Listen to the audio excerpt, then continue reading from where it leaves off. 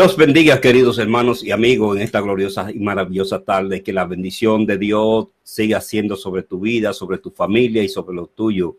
Es un placer saludarte. Te saludamos desde tu programa Enseñanzas y Reflexiones a la Luz de la Biblia. Su hermano y amigo Marcial Carrión, quien por la misericordia de Dios comparte estos momentos contigo para bendecirte, bendecir tu familia, bendecir tu vida grandemente.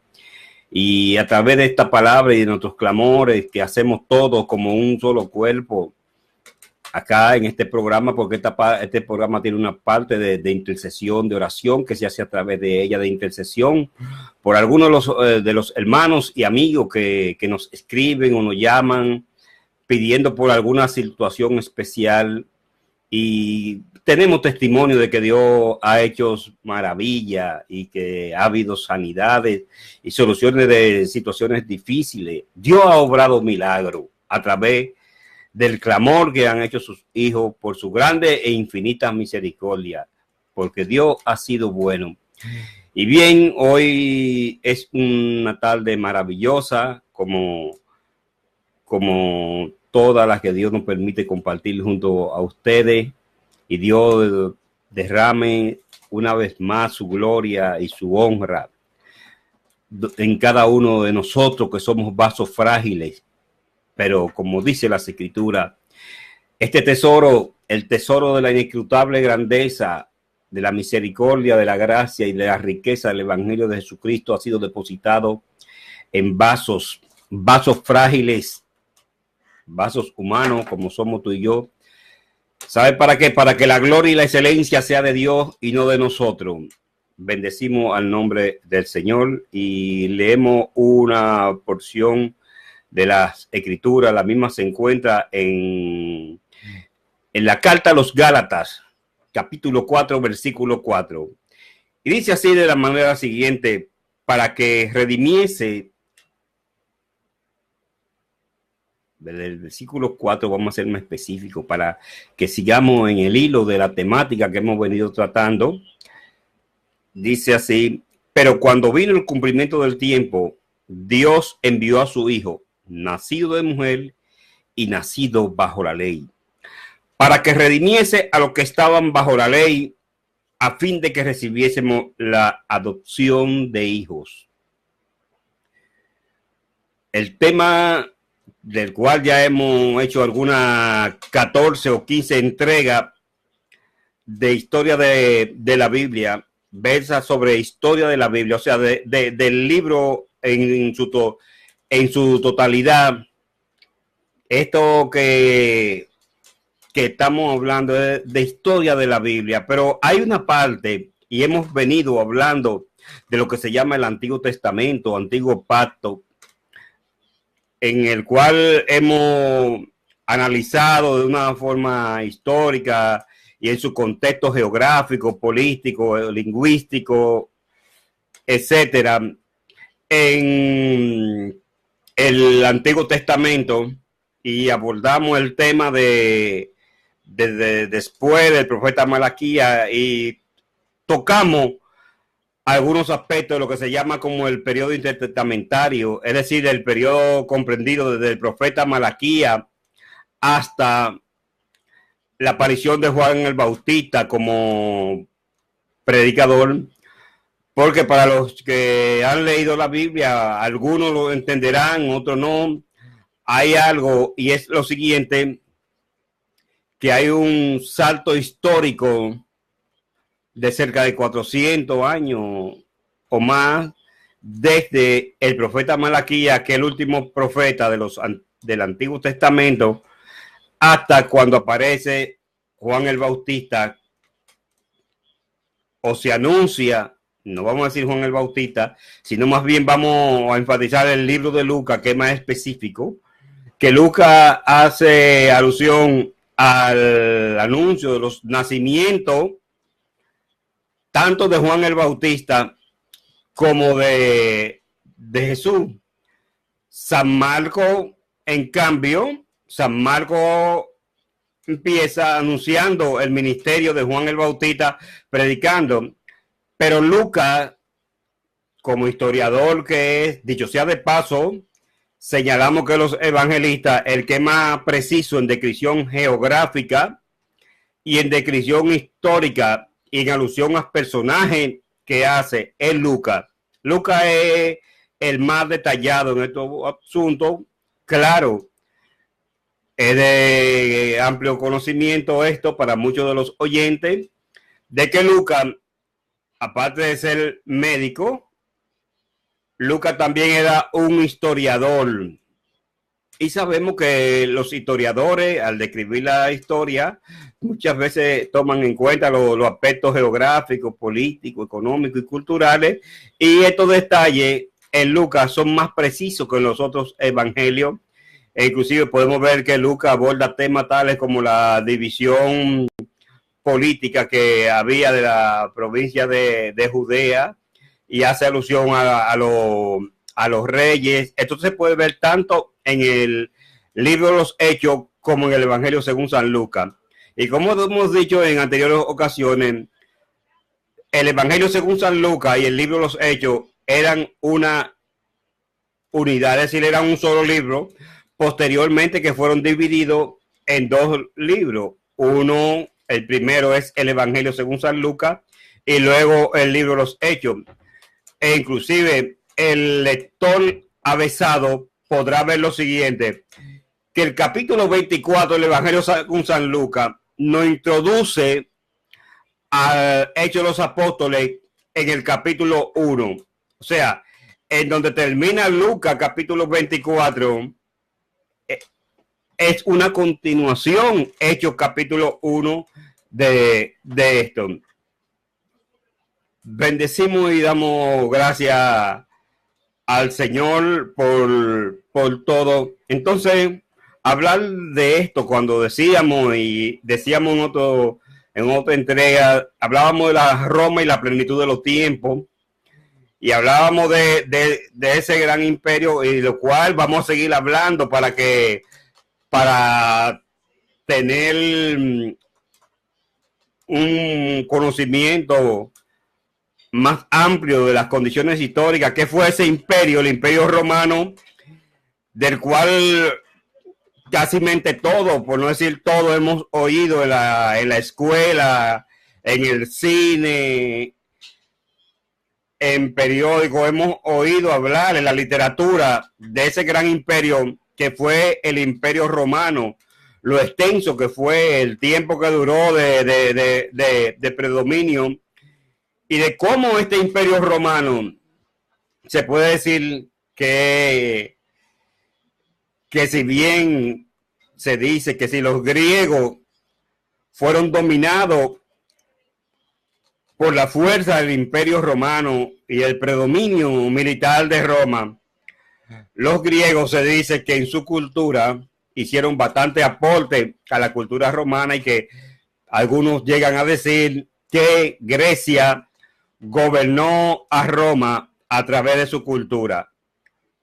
Entonces, ¿qué acontece? Bajo este imperio romano es que nace Jesucristo y se dan algunas que otras condiciones históricas. Entonces, mi amado hermano, vamos a hacer un paréntesis porque tenemos una conexión con nuestro amado hermano Elpidio Zapata desde la República Dominicana. Mi amado hermano Elpidio, cuando considere, puede saludar a nuestra audiencia y hacer una introducción. Sí. Adelante, hermano Elpidio.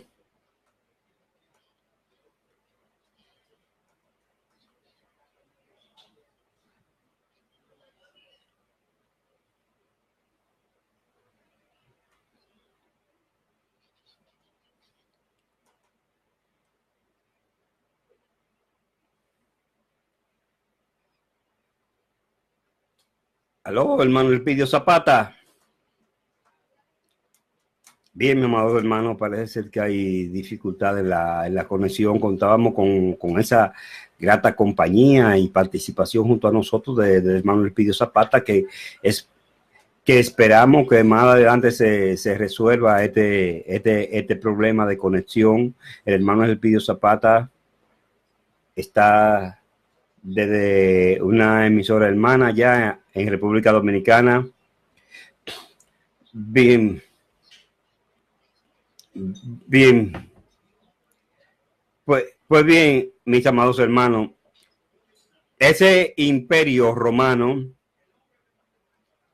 surge en el advenir de las luchas entre naciones opuestas, y muchos de los creyentes se fijarán que por lo regular en el Antiguo Testamento no se hace una descripción de Roma, sino más bien que cuando se viene a mencionar Roma, ya en el Nuevo Testamento se salta de Malaquías, solamente se hace alusión al imperio de los medos persas, luego se hace ciertas alusiones, pero más bien estas alusiones que hace mayormente el profeta Daniel es quien más hace alusión al imperio griego y a Alejandro, y luego a la consecuente división que tuvo este imperio tras la muerte de Alejandro entre sus cuatro generales o diádocos, del cual estuvimos hablando anteriormente, entre los cuales sobresalen dos de ellos, que son Ptolomeo Energete y el otro es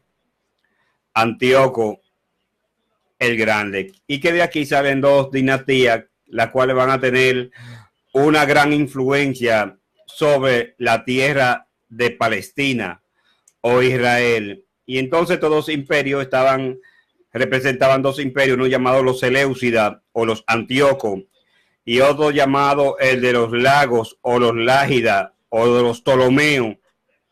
Que de esto algunos de los oyentes han oído mencionar mucho, que es la última faraona o emperatriz del imperio griego, que es la famosa Cleopatra. Y en la historia, en película, muchos han visto la relación entre Cleopatra y Marco Antonio. Todo esto se deriva de esto. Entonces, ¿qué acontece? Este imperio romano, vemos que ya los evangelios empiezan a hablar de Roma, empiezan a hablar del emperador romano, empiezan a hablar de la intervención de los soldados romanos, se utilizan términos romanos, aparecen las legiones romanas, aparecen los soldados romanos, y de un momento a otro se ve a Palestina o la tierra de Israel bajo el influjo o el dominio de Israel. Hay una parte que muchos lo conocerán, otros no lo conocerán, pero esta nación Roma, la ciudad de estado de Roma, se van fortaleciendo, pero Roma tiene que desplazar a un imperio que existía antes del imperio romano. Se está luchando por el predominio del mar Mediterráneo, y hay una nación que es un imperio, muchas veces algunos no lo conocerán, y se llama Cartago, el imperio cartaginés. Y se establecen unas guerras, de las cuales hay tres enfrentamientos entre Roma y Cartago, el imperio cartaginés, y se efectúan unas famosas guerras llamadas las guerras púnicas. En las guerras púnicas, Roma toma la preponderancia y llega un momento que Roma se impone sobre Cartago y Cartago pasa a ser una colonia romana. ¿Qué acontece? Roma toma el predominio, y aproximadamente en el año 160 o 64, por ahí, un general llamado el general Pompeyo toma el control sobre Palestina, dicho sea de paso, sobre Israel, porque en este periodo, en el periodo intertestamentario, desde Malaquías hasta Marco, esto se conoce a través de fuentes extrabíblicas, mayormente son de mucho interés para esto, los escritos de aquel escritor judío llamado Flavio Josefo, en donde él habla especialmente en Guerra de los Judíos, él habla de este periodo, y también en el famoso libro de los Macabeos, allá en los libros apócrifos de los Macabeos, que dicho sea de paso, recalcamos que son libros que no se consideran inspirados, sino más bien que son los llamados libros, son parte de los llamados libros deuterocanónicos, o libro apócrifo. La palabra apócrifo significa oculto o dudoso. Entonces, ¿qué acontece? Allí estos libros narran las condiciones históricas en que se vio Palestina e Israel durante ese tiempo. ¿Qué acontece después cuando ya nace Jesús? Vemos que ya Israel está bajo el predominio de Roma. Hay lo que se llama un gobernador romano, que este gobernador es muy conocido, este gobernador romano, en el cual nace, bajo el cual Cristo es crucificado, muerto, que es llamado Poncio Pilato. Entonces, también se habla de que existe una institución que se llama el Sanedrín en los evangelios, que era como el consejo de gobierno de los judíos, dicho sea de paso, y vamos luego más adelante a aclarar el detalle. Habían dos Sanedrín, había uno el Sanedrín menor y otro era el Sanedrín mayor, de la forma como estaba compuesto, y las tendencias políticas y grupales que estaban presentes en el Sanedrín, haciendo la de mayor influencia, la de los escribas y fariseos, que formaban un grupo aparte, pero también habían escribas que estaban parcializados con los saduceos. Estos dos grupos son los dos grupos de mayor influencia dentro del Sanedrín, o se puede decir de la influencia total, aunque existían otros partidos de tipo político en ese entonces. Existía el llamado el partido de los celotes. Los celotes eran radicales, nacionalistas radicales a ultranza, eran los celotes. Y existía, algunos los consideran otro grupo aparte, otros dicen que eran lo mismo, los celotes con los sicarios, que es una palabra que hoy en tiempos modernos se usa como sinónimo de un matón a sueldo, pero los sicarios eran conocidos así porque estos judíos ortodoxos se hacían sabotaje, atentados y crímenes de tipo político, religioso, porque eran nacionalistas, eran muy extremistas, y para esto ellos usaban un puñal muy pequeño llamado la sica. Y con la sica ellos en los lugares públicos como en los mercados, en las plazas, ellos hacían así y mataban a los soldados romanos en ocasiones, o a funcionarios al servicio del Imperio Romano, y por eso se le llamó sicario, porque eran portadores de esta arma llamada la sica. Existían otros grupos como eran los esenios. Los esenios eran más bien un partido de tipo político religioso. Los esenios era un grupo que llevaba una vida muy ascética, la vida contemplativa, y vivían en comunidades, tenían todas las cosas en común, eran muy celosos de la ley, vivían en comunidad, y cuando había alguien que violaba la ley, lo azotaban, y si la persona no se acogía a las interpretaciones que tenían el grupo sobre la ley de Moisés y los profetas, lo expulsaban de la comunidad. Lo excomulgaban, como diríamos en tiempos modernos, eran excomulgados. Habían otros partidos también, como eran los herodianos. Los herodianos, dicho sea de paso, los herodianos no eran por lo regular muy ortodoxos en su creencia. Los herodianos más bien era un grupo que estaba parcializado con la familia Herodes, que dicho sea de paso, los Herodes no eran judíos, sino que más bien que los herodianos eran edomistas.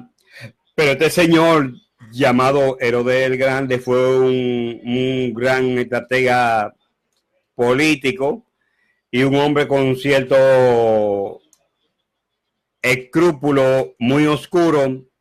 Pero para él granjearse el favor de los judíos, él le construye el templo en el cual Jesús estuvo.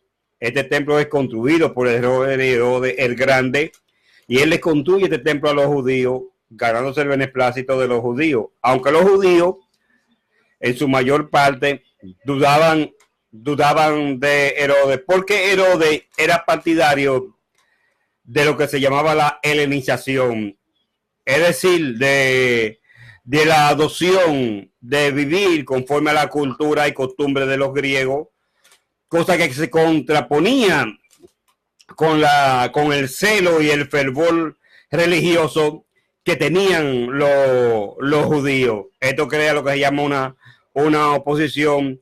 Pero dicho sea de paso, los Herodes eran llamados reyes, pero más bien eran reyesuelos, porque en realidad la máxima autoridad allí en Israel en ese entonces, en los tiempos de Cristo y de los apóstoles, y aún desde antes de que Roma se impone e invade a Palestina, era lo que se llamaba el gobernador romano.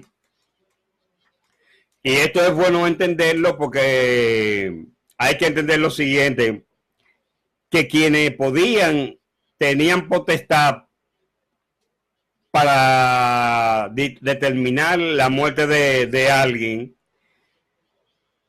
eran los gobernadores romanos.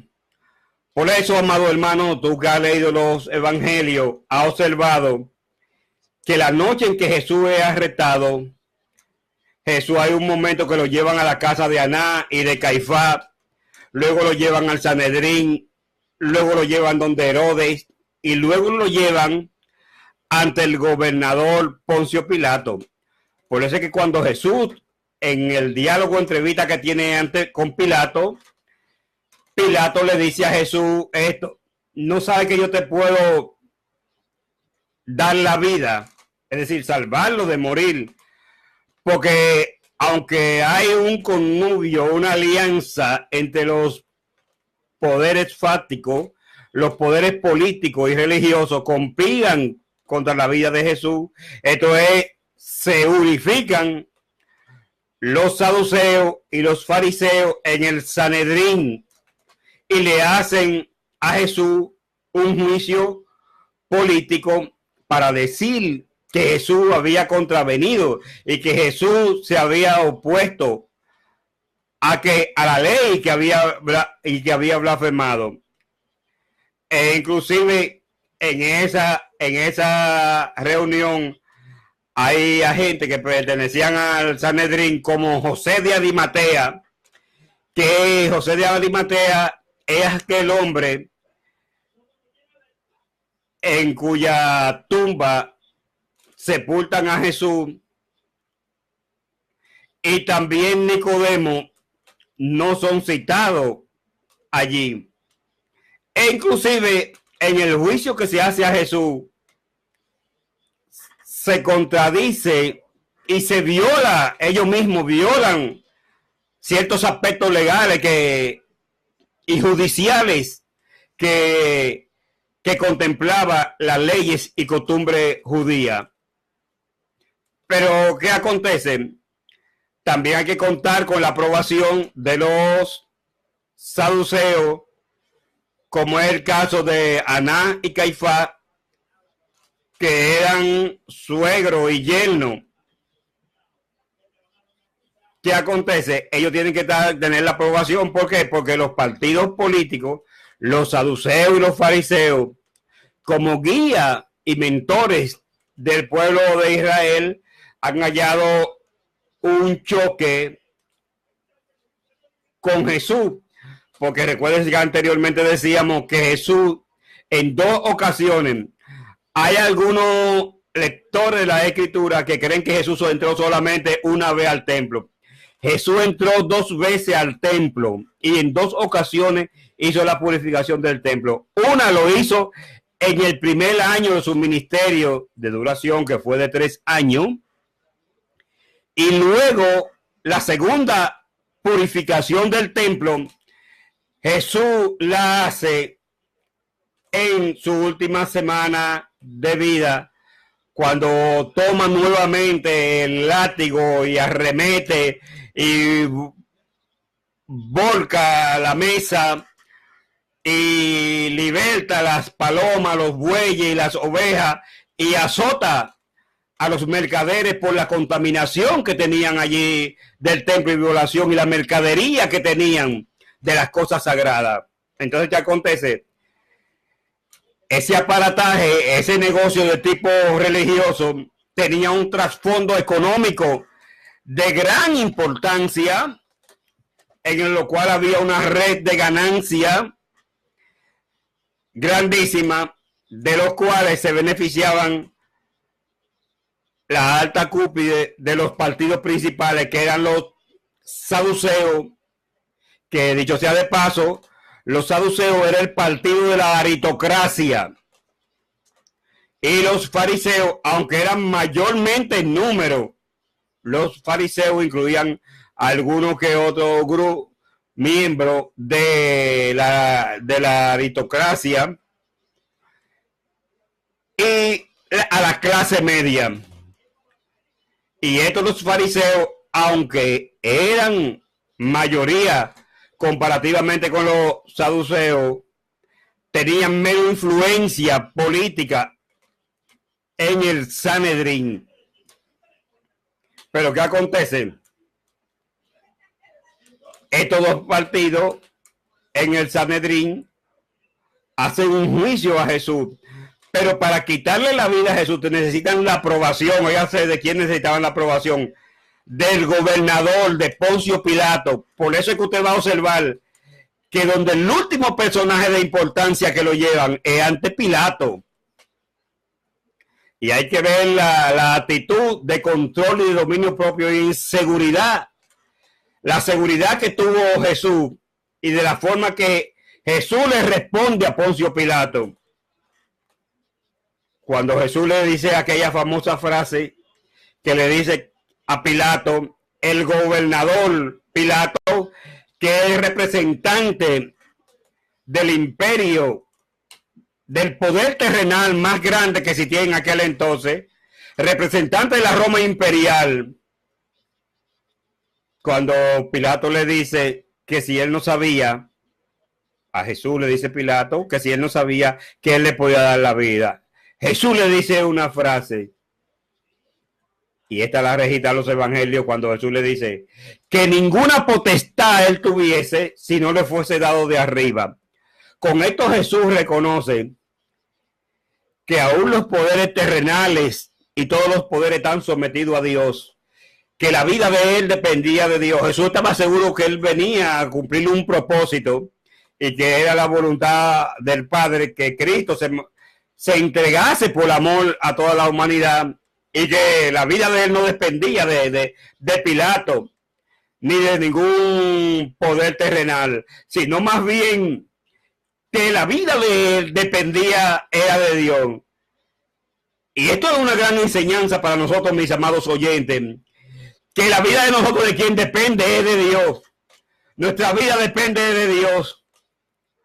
No vamos a morir ni un segundo más ni un segundo menos de lo que Dios ha establecido. Dios es quien cuida de nosotros, Dios es quien nos guarda, y de eso hay que tener plena seguridad, que ni a ti ni a mí, nada ni nadie, nada nos puede tocar, a no ser que Dios en la esfera espiritual, Dios permita que algún mal te sobrevenga. Ni hombre, ni diablo, ni demonio tiene potestad sobre tu vida. Tu vida depende de Dios. La vida de tu familia depende de Dios. Hoy en día hay muchos creyentes que usted lo oye perplejo y diciendo que esto, que maldiciones. Como creyentes no tenemos ninguna maldición, porque es que Dios nos ha bendecido con toda bendición espiritual en los lugares celestiales, como dice la carta a los Efesios. Y ninguna maldición, nada que se diga, tiene parte ni suerte en nuestra vida. Hemos sido bendecidos, y los que Dios bendice, nada ni nadie lo puede bendecir. Y esto es bueno saberlo, y esto es bueno aferrarse a esta promesa, porque notemos algo parecido cuando el profeta Balaam, aquel profeta mercader, fue a maldecir a Israel. Aún aquel mismo falso profeta, ese mercader, tuvo que decir esta palabra, que no había ningún agüero que prevaleciera contra Israel. ¿Sabe por qué? Porque Israel había sido bendecido. Y usted y yo hemos sido bendecidos. Nuestra vida está centrada en Dios y hemos sido bendecidos. Y en la bendición de Dios que hay que creer y aferrarse a esa bendición. Somos benditos de Jehová. Después lo demás, lo que pase, no. Sigue hacia adelante, creyendo a lo que Dios ha dicho. Bendito sea el nombre del Señor. Esto es así. Bendito sea el nombre del Señor. Entonces, ¿qué acontece? Porque para matar a Jesús había que contar con la aprobación del emperador Poncio Pilato. Y hay algo muy importante, y esto va para que se entienda. Hay algo que acontece que lo registra el Evangelio según San Juan en su capítulo 8, cuando el Evangelio según San Juan registra el caso de una mujer llamada la mujer que fue sorprendida en adulterio. Los fariseos le tienden un lazo, una trampa a Jesús. Y los saduceos también, porque ellos estaban aliados, los saduceos, los fariseos y los escribas, que dicho sea de paso, los escribas formaban un segmento social y eran los maestros, los traductores de la Biblia, los doctores, los encargados de la enseñanza de la ley a Israel, eran los escribas. Pero los escribas estaban afiliados a los dos partidos mayoritarios. Uno eran los saduceos y otro los fariseos.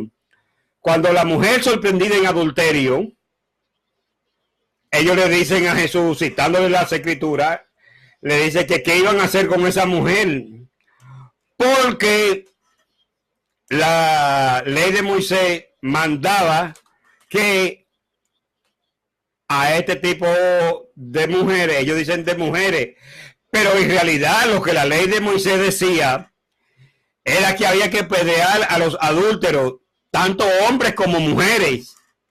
Pero ¿qué acontece? Ellos habían distorsionado la ley y habían traído a la mujer injustamente.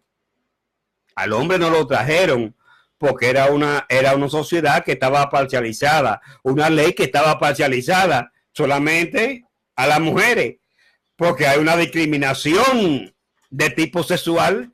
Ellos traen a la mujer, al hombre no lo traen, sino que traen a la mujer. Y ellos dicen, esta palabra, ellos dicen que en la ley de Moisés se manda a apedrear a las tales.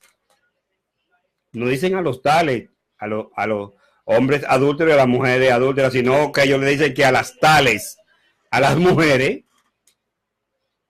Entonces, ¿qué acontece? Cuando ellos le dicen esto a Jesús, Jesús le responde con aquella famosa frase donde dice, el que esté libre de pecado, que tire la primera piedra. La conciencia de ellos empezó a acusarle. Dice que desde lo más viejo, ¿sabe por qué? Porque los más viejos tenían mayor carga de pecado. Ellos sabían cómo había sido el discurrir de su vida de pecado. Pero ¿qué acontece? Hay un aspecto que quizá algunos de los oyentes no saben. De cuando Moisés da esta ley, ya hacían cerca de 2000 años o tantos años. Y que cuando Moisés da esa ley, Israel era un país soberano e independiente. Pero en los tiempos de Cristo, ya Palestina, Israel, está bajo la jurisdicción romana. Y las leyes romanas no permitían a nadie matar sin la aprobación del gobernador romano. Si Jesús hubiese dicho apedréenla, ellos saben qué le hubiesen dicho. Ellos hubiesen dicho que él estaba subvirtiendo, violentando las leyes romanas y desconociendo las leyes romanas.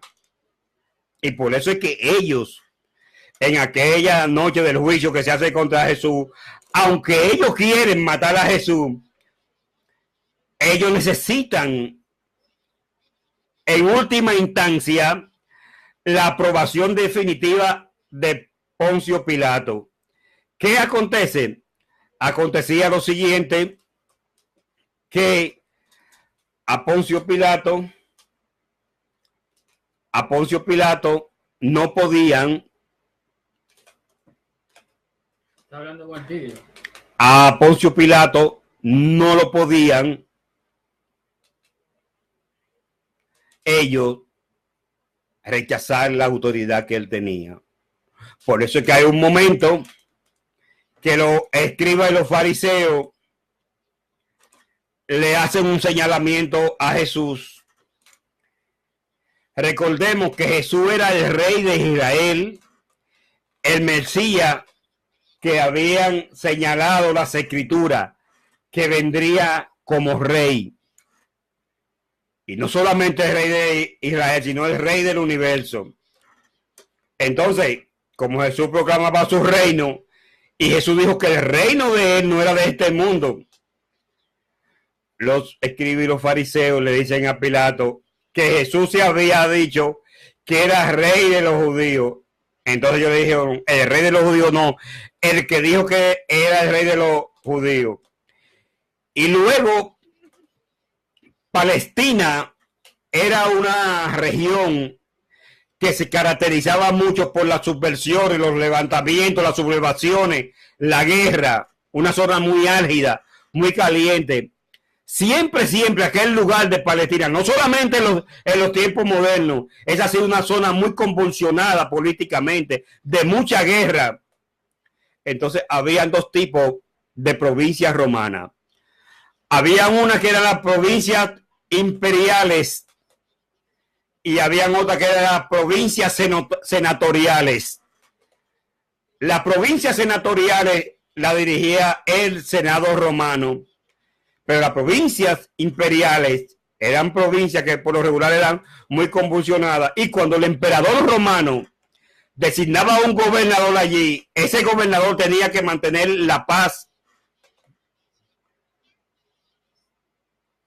a todo costo. A todo costo. Esa paz había que mantenerla. Y entonces, ¿qué le dicen ellos a Pilato? Le dicen a Pilato una palabra muy, pero muy comprometedora. Le dicen, no, este es el que se ha dicho ser rey de los judíos. Y le dicen, nosotros no tenemos otro rey que no sea César. Esto es algo que acorrala a Pilato.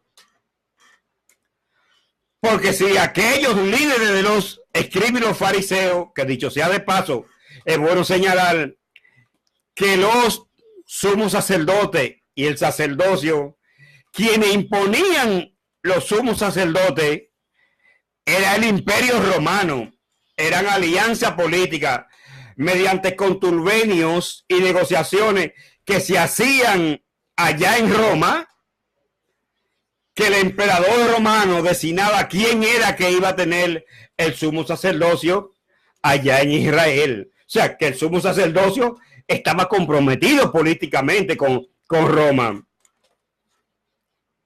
Entonces, ¿qué acontece? Ellos le dicen esta palabra a Jesús, pero ya ellos han soliviantado a las multitudes, porque las multitudes más bien no tenían conciencia de lo que pasaba.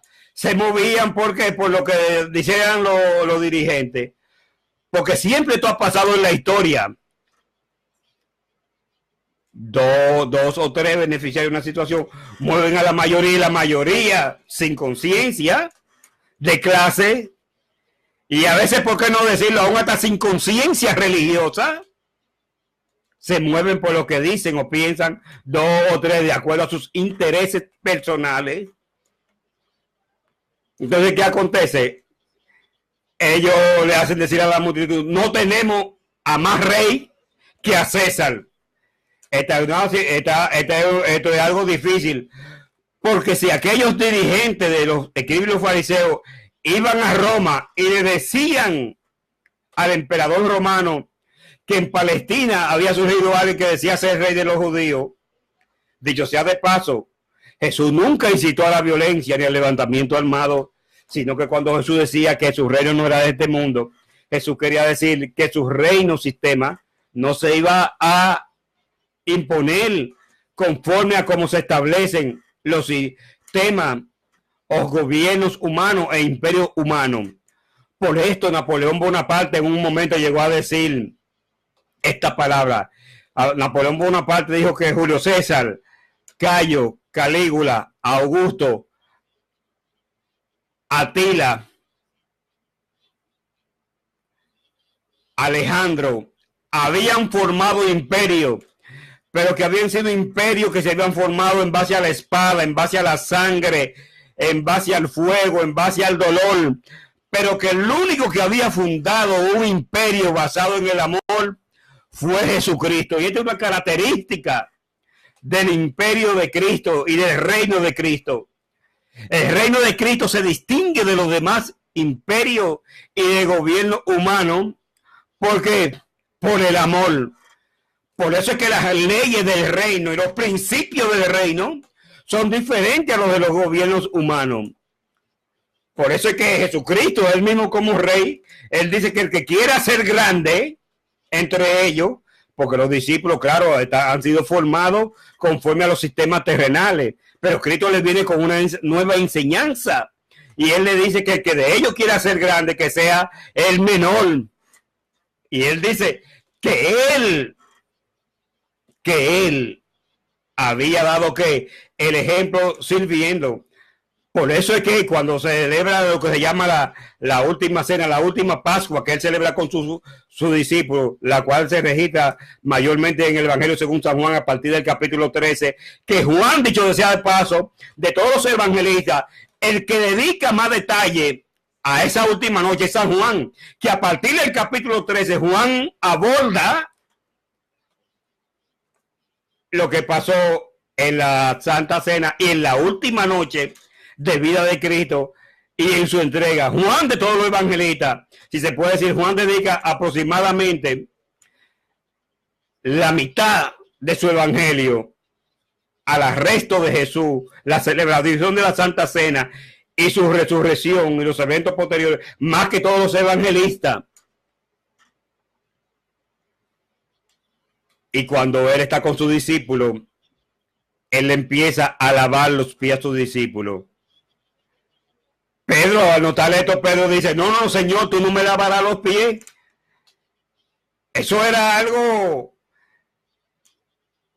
controversial, eso era algo descomunal, algo inesperado, inaudito en aquel entonces.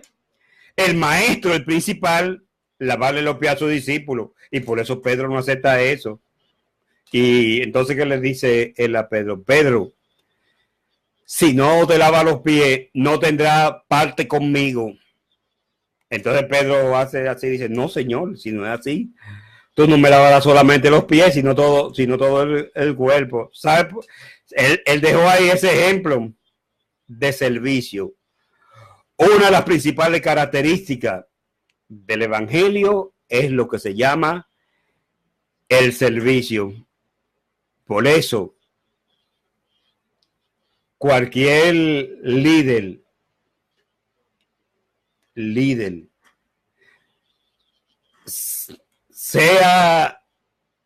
sea de la religión, de denominación que sea, no estamos hablando de ninguna religión ni de denominación en particular, ni tampoco afiliación religiosa.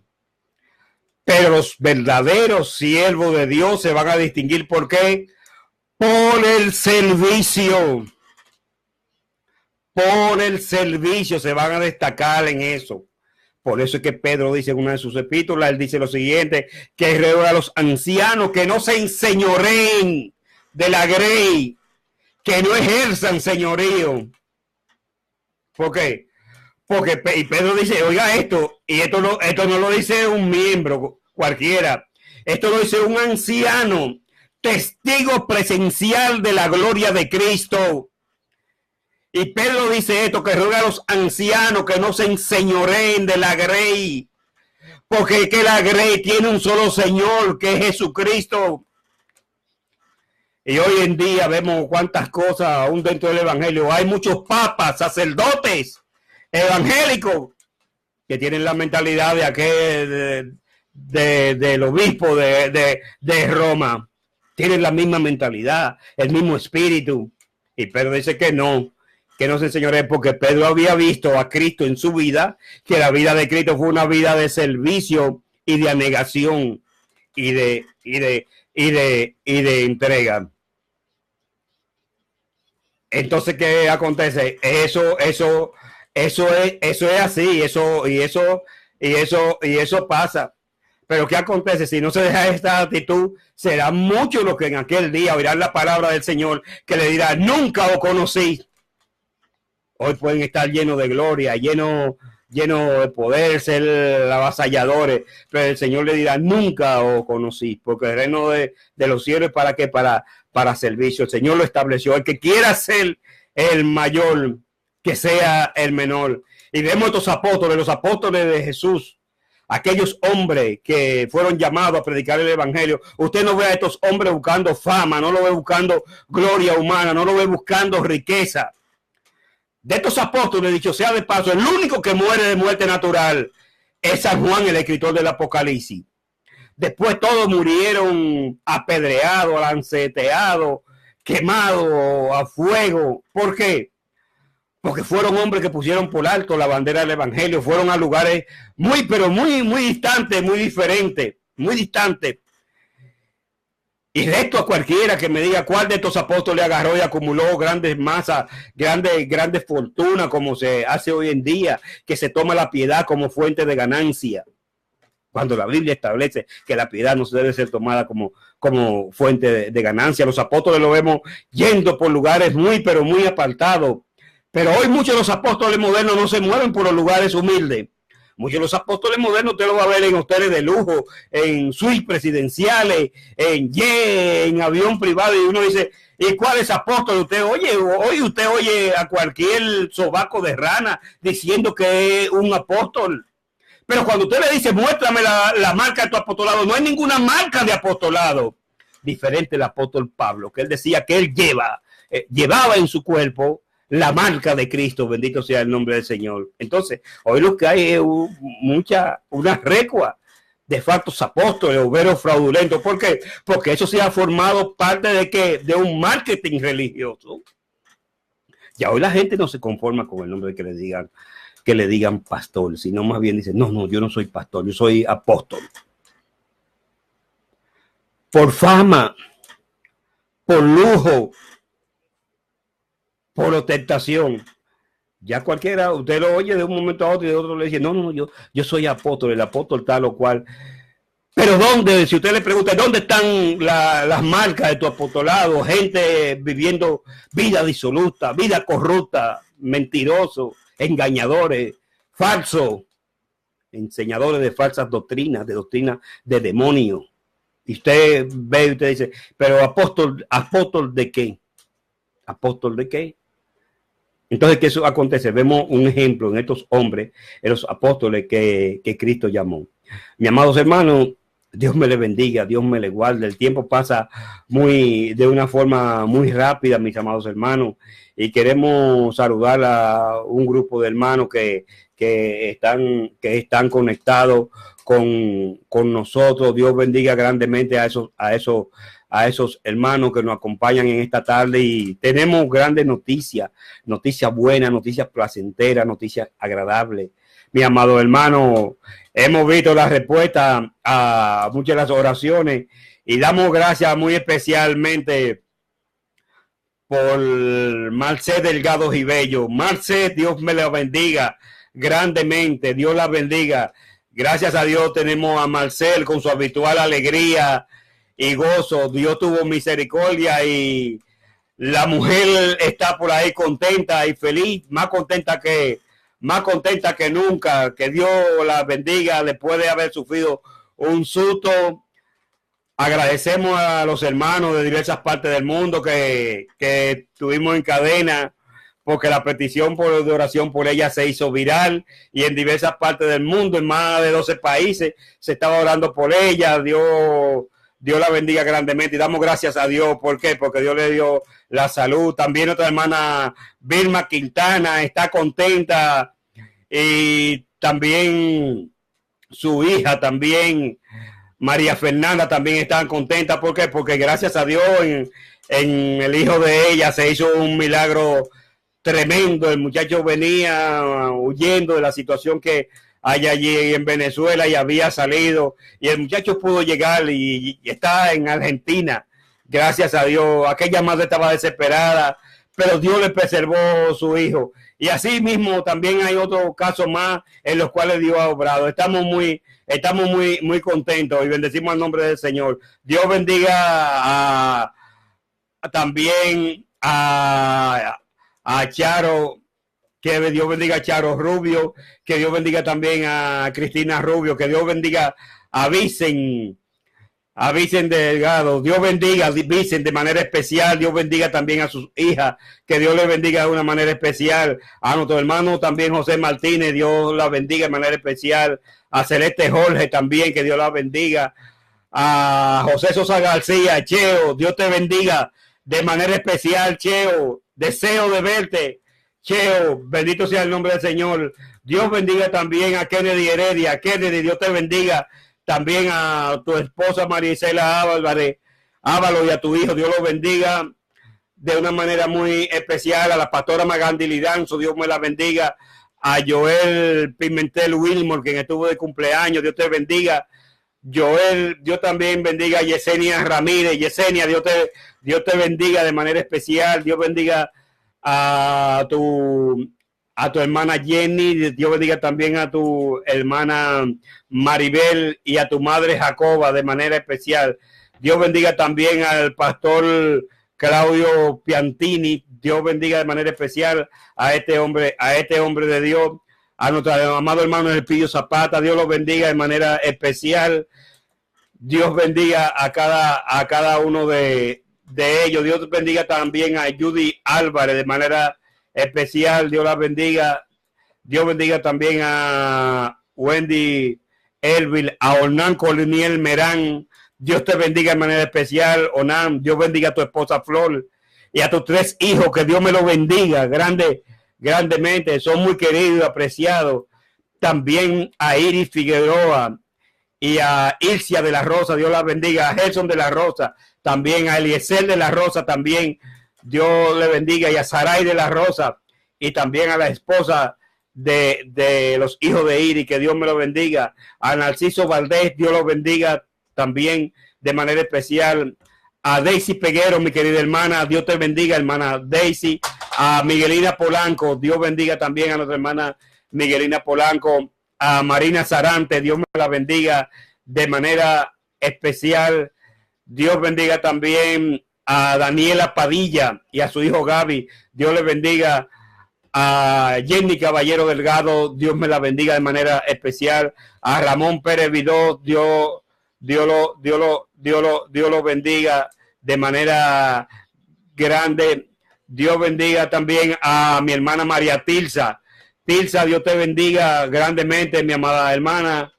Dios bendiga también a Nairobi Santana Pion. Dios te bendiga. Dios bendiga también a nuestro hermano Algeni Peña Nova. A Octavio, Dios le bendiga. A ese príncipe de Dios. A Cecilia Rodeno, Dios te bendiga, Cecilia, de una manera grande y especial. A Ernestina Fleming, Dios te bendiga, mi amada hermana Venecia, y a tu esposo Rafaelito, Dios lo bendiga, y a sus hijos. Dios bendiga a cada uno de los hermanos. Bendecimos al nombre de del Señor por cada uno de ellos. Dios bendiga a nuestro hermano Julio Zavala, a Santo Cueva, también a Rafael Guerrero, a Stalin Fermín, a Stalin Regalado Holguín, que se ha bendecido, a mi hermano, bendito sea el nombre del Señor, y amigo Tomás Rodríguez. Dios me le bendiga de manera especial. A mi hermano Ramón Pérez Vidó, a mi hermano Eduardo Pérez Rosario, Dios me le bendiga. Al licenciado Santos Pérez, también Dios les bendiga. A la hermana Denis, Dios te bendiga, Denis, grandemente. A Delmi Gómez también, Dios te bendiga, mi hermano Delmi. Dios también lleve paz y salud al hermano Pastor Fausto Guzmán, Dios les bendiga grandemente. A mi hermano Pastor Ezequiel Araujo, Dios me le bendiga grandemente. A la hermana Carmen Ramírez, aquí en Barcelona, que Dios la bendiga. Al hermano, bendito sea el nombre del Señor, también Elías Germán, Elías, Dios te bendiga, y a tu esposa Miosoti, Dios la bendiga de manera especial. Al hermano Orlin y a su esposa Carolina, Dios la bendiga. Dios bendiga también al ministerio La Roca. Dios los bendiga grandemente, que la gracia de Dios sea sobre ellos. Bendito sea el nombre del Señor. Dios bendiga también al hermano Pastor Julio de los Santos. Julio, Dios te bendiga, mi amado hermano y amigo, de manera especial. Dios bendiga a Héctor Antonio Martínez, al pastor Carlos Velázquez allá en Boston, Dios lo bendiga. Al pastor José Velázquez, también que se ha bendecido. El pastor Julián Soriano, a la ungida Soriano, Dios la bendiga. Y también que Dios bendiga a Merari Soriano. Dios bendiga a José Luis de los Santos de manera especial. A mi inolvidable amigo Miguel Ruiz, Dios te bendiga, Miguel Ruiz. A Miriam Vicente, Dios la bendiga de manera especial. Al pastor Julio César Canela, también que Dios me lo bendiga de manera especial. Al pastor Lobando, Dios le bendiga, y a su esposa Carmen. Dios bendiga a cada uno, mis amados hermanos, de manera especial. Damos gracias a Dios porque hasta aquí Dios nos ha ayudado. La gracia infinita de Dios sea con cada uno de ustedes, y será el lunes, si Dios quiere, hasta una próxima entrega. Dios me lo bendiga. Padre amado, Dios bendito, te bendecimos, te glorificamos. Damos la gloria y la honra de vida a tu nombre, Señor. Gracias por cuanto tú nos puedas permitido hacer, Señor. Que todo cuanto hemos hecho sea para gloria y honra de tu nombre. Que estas palabras sean de bendición, que se queden sembradas en los corazones y la vida de cada uno, Señor. Que la paz tuya reine en cada corazón, Señor mío eterno. Que haya paz y tranquilidad. Si hay algún enfermo, que tú lleves salud para gloria y honra de tu nombre. Si hay algún corazón turbado, Señor, que no se turbe, Señor, porque tú dijiste que no se turbe nuestro corazón, Señor. Gracias te damos, Señor mi Dios eterno. Bendice de manera especial a nuestro hermano Kennedy Hernández. Bendice a Estela Dotel. Bendice a su esposa Kenia. Bendice a la hermana Francisca, Dios mío, Señor eterno. Bendice a cada uno, Dios mío, Señor eterno, conforme a tu grande bondad y a tu misericordia. A nuestro hermano Alfonso Pelanco, bendícelo. Al pastor Utilio Mato, a la pastora Carmelina, Dani Carmelina, Dios te bendiga de manera especial. Y a mis hermanos, aleluya, Santana, Virgilio Santana, Dios te bendiga grandemente. Y a mi hermano Virgilio y a su esposa Daisy, allá en los Tres Brazos, que Dios los bendiga grandemente. Y a mi hermano Julio Zavala y a mi hermano Santo Cueva. La paz de Dios sea con cada uno de ustedes, mis amados hermanos. Dios me les bendiga, mi amado, grandemente. En el nombre de Jesús te damos gracias. Dios bendiga a Roberto Santillán y a Raúl Santillán y a Randy Santillán. Bendito sea el nombre del Señor. Amén y amén. Aleluya. Gracias, mis amados hermanos. En el nombre de Cristo Jesús le damos gracias, Señor. Amén.